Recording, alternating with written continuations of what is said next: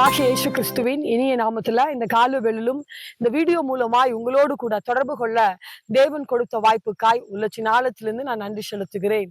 இந்த நாள் உங்களுக்கு ஒரு ஆசீர்வாதமான நாளாய், தேவனுடைய கிருபையும் இரக்கமும் உங்களோடு கூட இருந்து உங்களை வழி நடத்துகிற நாளாய் நிச்சயமாய் இருப்பதாக.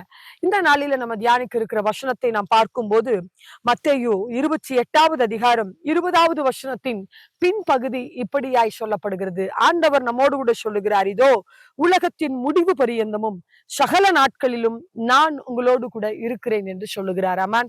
ஒரு வல்லமையுள்ள ஒரு வார்த்தை சொல்லப்பட்டதை நம்ம பார்க்கிறோம். ஆண்டவர் சொல்றாரு, மகனே மகளே, எந்த சூழ்நிலைகளிலும் நான் உன்னோடு கூட சதா காலங்களிலும் வாழ்க்கையின் கடைசி பரியந்தம் வரை நான் உன்னோடு கூட இருக்கிற தேவனாய் இருக்கிறேன் என்று வேதத்துல தேவன் சொல்லுகிறத நம்ம பார்க்கிறோம்.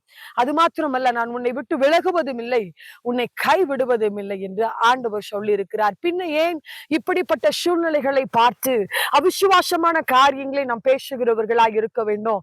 ஆண்டவர் இந்த நாளில உங்களோடு கூட பேசுகிறார். இந்த புதிய நாளில, மகனே, நான் இப்படிப்பட்ட சூழ்நிலைகளில் உனக்கு நன்மை செய்கிறவனாய் உலகத்தின் முடிவு பரியந்தமும் உன்னோடு கூட இருக்கிறேன் என்று சொல்லுகிறார். எனவே நீங்கள் கலங்க தேவையில்லை. ஆண்டவர் உங்களோடு கூட இருக்கிறபடியால எல்லா காரியங்களை அவர் முடிக்க வல்லவராய் இருக்கிறார். நீங்கள் எதிர்பார்த்திருக்கிற ஒவ்வொரு காரியங்களில உங்களுக்கு நன்மை செய்யும்படியாய், உங்களை ஆசீர்வதிக்கும்படியாய், உங்களை சுகப்படுத்தும்படியாய், உங்களை பலப்படுத்தும்படியாய், உங்களுக்கு அற்புதங்களை செய்யும்படியாய் ஆண்டவர் உங்களோடு கூட இருக்கிறார். அவர் நம்மோடு கூட இருக்கிறபடியால நமக்கு கலங்க தேவையில்லை. நீங்க சொல்லுங்க, உங்க பிரச்சனைகளை பார்த்து சொல்லுங்க, இந்த கால வேளையில ஆண்டவர் என்னோடு கூட இருக்கிறார். ஆண்டவர் இப்படியாய் சொல்லுகிறார், நீ தண்ணீரை கடக்கும் போது உன்னோடு கூட இருப்பேன், ஆறுகளை கடக்கும் போது நீ மூழ்கி போவதில்லை, அக்கினியில நீ நடக்கும் போது வேகாதிருப்பாய். ஏன் என்று சொன்னால் நான் உன்னோடு கூட இருக்கிறேன் என்று ஆண்டவர் உங்களை தேற்றுகிறார். உலகத்தின் முடிவு பரியந்தமும் சகல நாட்களிலும் உங்களோடு கூட இருக்கிற தேவனை பார்த்து நீங்கள் நம்பிக்கையோடு சொல்லுங்க, எந்த சூழ்நிலையிலிருந்து ஆண்டவர் எனக்கு விடுதலை தருவார், இப்படிப்பட்ட காரியத்திலிருந்து ஆண்டவர் எனக்கு நன்மை செய்வார் என்று சொல்லி விசுவாசத்தோடு இந்த நாளை ஆரம்பியுங்கள். நிச்சயமாய் தேவன் உங்களை ஆசீர்வதிப்பாராக. ஒரு விஷயாய் கண்களை மூடி ஜெபிக்கலாமா? ஆண்டவரே, உம்மை துதிக்கிறோம், உமக்கு நன்றி செலுத்துகிறோம் அப்பா. இந்த நாளில அப்பா, உம்முடைய வசனத்தை தியானிக்க நீங்க கொடுத்த வாய்ப்புக்காய் நன்றி. எங்கள் தேவன் எங்களோடு கூட இருக்கிறார் என்கிற நம்பிக்கை ஒவ்வொருவருக்கும் உண்டாகட்டும் நாங்கள் ஜெபிக்கிறோம் அப்பா. நீங்க எங்களோடு கூட இருந்து எல்லா சூழ்நிலைகளிலும் எங்களை நடத்த வல்லவராய் இருக்கிறீர் ஆண்டவரே.